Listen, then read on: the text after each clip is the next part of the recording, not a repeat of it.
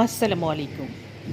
আজ আমি করেছি আমার পরিবারের ভীষণ পছন্দের একটা recipe mutton korma. Mutton korma রান্না করার জন্য প্রথমেই একটা পেস্ট তৈরি করে নিতে হবে। এখানে কিছু কাজু বাদাম, কিশমিশ, কাঁচামরিচ এবং পেঁয়াজ বেরেস্তা নিয়ে প্রথমেই ব্লেন্ড করে নিয়েছি। মাটন কোরমা রান্না করার জন্য 2 কেজি সমপরিমাণ মাটন নিয়েছি। পরিষ্কার করে ধুয়ে হাফ চা চামচ লবণ মাখিয়ে রেখেছি, যাতে করে রান্না করার সময় খুব সহজেই মাটনটা নরম হয়ে যায়। হাফ কাপ রান্নার রেগুলার সয়াবিন তেল একটা হাঁড়িতে দিয়েছি, আর দিয়েছি 2 টেবিল চামচ ঘি। কোরমা রান্নায় ঘিটা কিন্তু আবশ্যিকভাবে ব্যবহার করতে হবে। এবারে দিয়ে দিচ্ছি 1 কাপ পেঁয়াজ কুচি।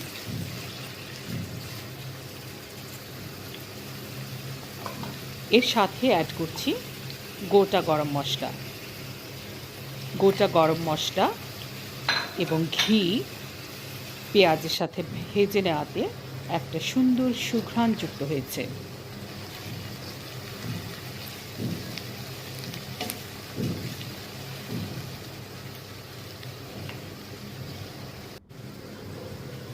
পেঁয়াজগুলো নরম হয়ে এসেছে।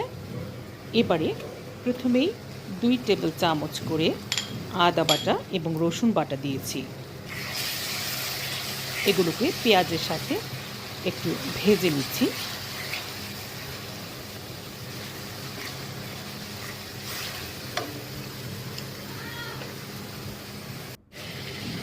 এখন কাজু বাদাম, কিশমিশ, কাঁচামরিচ এবং পেঁয়াজ বেরেস্তার যে পেস্ট তৈরি করে রেখেছিলাম সেটা দিয়ে দিচ্ছি, এবং এখানে যে বাটিতে রেখেছিলাম সেই বাটিটা ধুয়ে একটু পানি দিয়ে দিয়েছি। এবারে খুব ভালো করে কষাচ্ছি।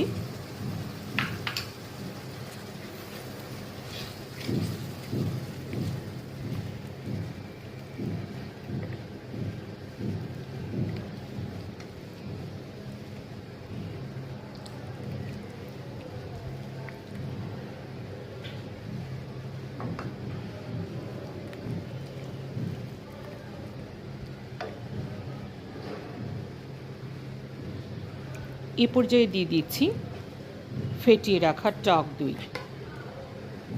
টক দইটা দিয়ে আবারও খুব ভালো করে কষিয়ে দিচ্ছি।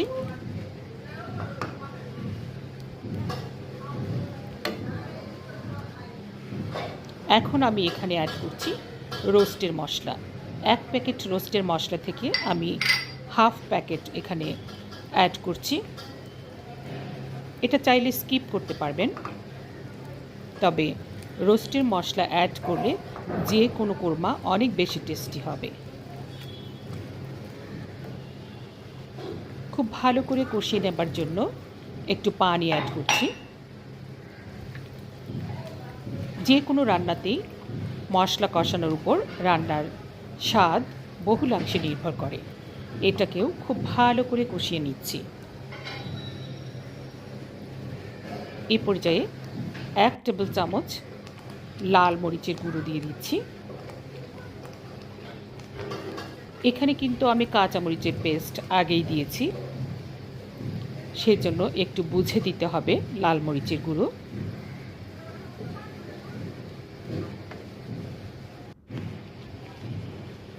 আন্দাজ মতো লবণ দিয়ে দিচ্ছি। মাটনটাকে আমি হাফ টেবিল চামচ লবণ দিয়ে আগে থেকে মাখিয়ে রেখেছিলাম।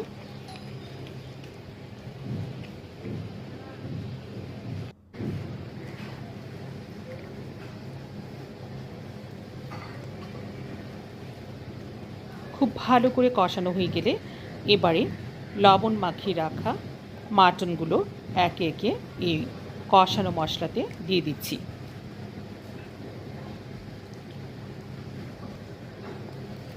সবটুকু মাংস দেয়া হয়ে গেলে উপর নিচ করে নেড়ে চেড়ে মৃদু আঁচে ঢেকে রান্না করছি।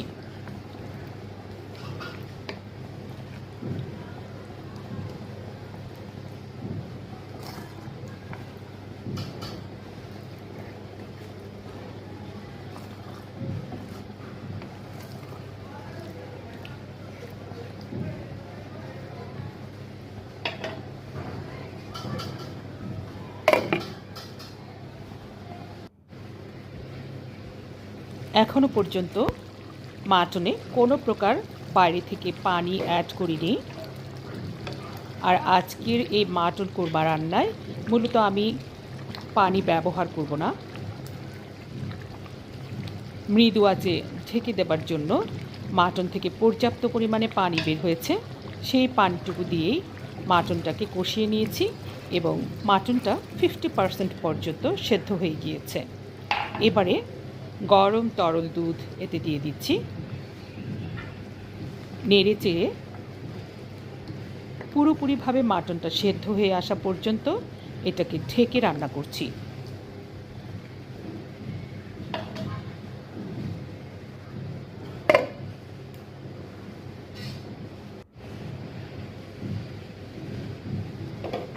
আমার মাটন রান্নাটা পুরোপুরিভাবে সেদ্ধ হয়ে গিয়েছে।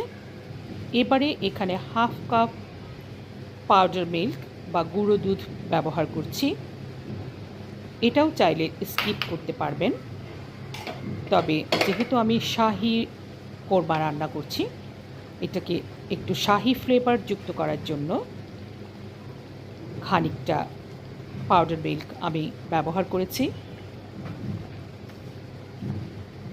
নেড়ে চেড়ে সবটুকু কোরমাতে পাউডার মিল্কটা আমি খুব ভালো করে মিশিয়ে দিচ্ছি।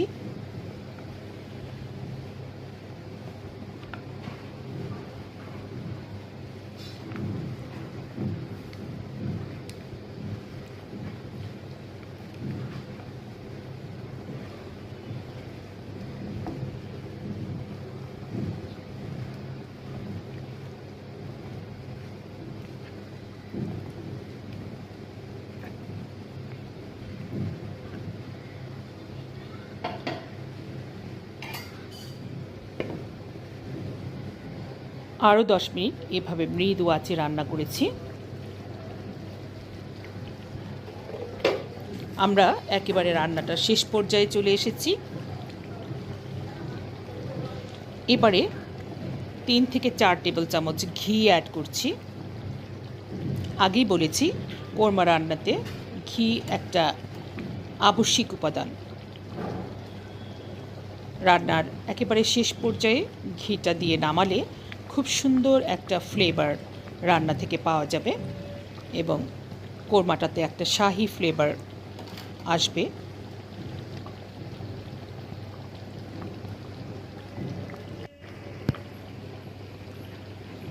সবশেষে 1 টেবিল চামচ চিনি দিচ্ছি এবং খুবই মৃদু আঁচে আরও 5 মিনিট ঢেকে রান্না করছি।